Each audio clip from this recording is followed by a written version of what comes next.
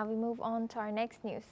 China has criticized Japan for allowing Taiwan's foreign minister to visit, calling it a provocative move.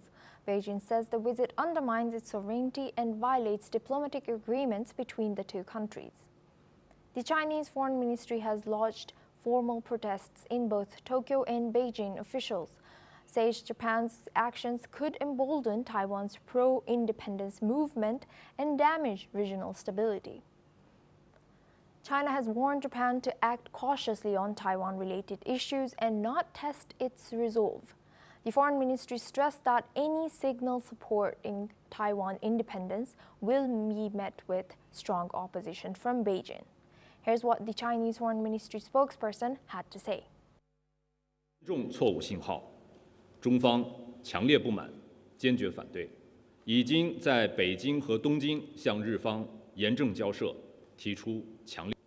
中方敦促日方恪守中日4个政治文件精神和所作郑重承诺，深刻反省历史，汲取历史教训，在台湾问题上谨言慎行，不得以任何形式损害中国主权，不得向台独分裂势力发出任何错误信号，不要低估中国人民捍卫国家主权和领土完整的坚强决心、坚定意志和强大能力。 Now we're back, joined by retired Major General Gigi Dwivedi. He's a defense analyst, joins us live from New Delhi. Thank you, Major General, for staying with us. Now, this is a delicate situation for Japan as well as Taiwan. How should Japan navigate this diplomatic relationship with China while balancing its support for Taiwan? Well, that's a very, very intricate question because, first and foremost, Chinese are very, very sensitive to any diplomatic contact with Taiwanese government. And they take a very serious view, and they feel that any diplomatic contact means they are encouraging the split or the separatist or independence of Taiwan. So therefore, it's a very, very sensitive issue. And secondly, Japan has a issue with China on the Senkaku Islands, which are being claimed by Chinese and which Japanese also claim. So not only Taiwan, there's a tension between China and Japan on the Senkaku Islands. And the third very important point is that there is a strategic ambiguity as to what will be the Americans or the Japanese response if there is a direct threat to Taiwan from China. Now, Chinese always have very, very sensitive approach to any diplomatic contact between Taiwan and any other country, be it Japan, be it any other country. So therefore, they are very sensitive. And Japanese have handled this issue, as I said, through the strategic ambiguity, while they maintain cultural contact, trade contact, but they have generally tried to shy away or try to not make it very open about the diplomatic dealings with Taiwan. So this is how the policies have been both by America and also by Japan, that while they keep or maintain trade and cultural contact, but they generally avoid diplomatic dealings. And in this case, if the foreign minister has gone in and met the Taiwanese, then that means, as far as Chinese are concerned, this is a crossing a red line. And I'm sure that this will get diffused, but these diplomatic rows take place off and on, and this is part of the very delicate diplomacy. Yes, indeed. And Major General, also now looking at China's criticism over this. So what are the potential consequences for regional stability if Japan continues to engage with Taiwan's leadership in this manner?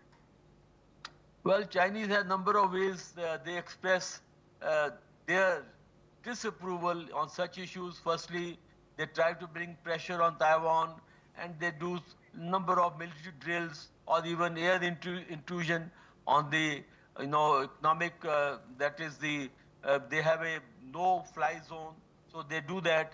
And also with the Japanese, there is a diplomatic war that takes place, diplomatic rows.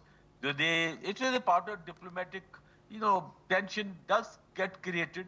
And they do also try to take certain punitive measures as far as the economic or trade is concerned. So Chinese have a number of ways that they express a disapproval, like, when the Americans, they had deployed the THAAD system in South Korea, the Chinese had then weaponized the economic and trade. So Chinese have a number of ways to do that. They do use diplomacy. They also go on to weaponize trade and take some punitive action. But this kind of thing has been off and on. It's not something very sensational. It's a kind of a matter which has been routinely handled. And I'm sure even this now, it will be handled very, very discreetly. And the issues do get raised and then they mellow down. This is how the diplomacy works in the South China Sea, in East China Sea, and across the Taiwan Strait, and also between South Korea, Japan, and America. These are the issues which are blow hard and blow cold, I would say. But in time to come, they get settled diplomatically. Over to you.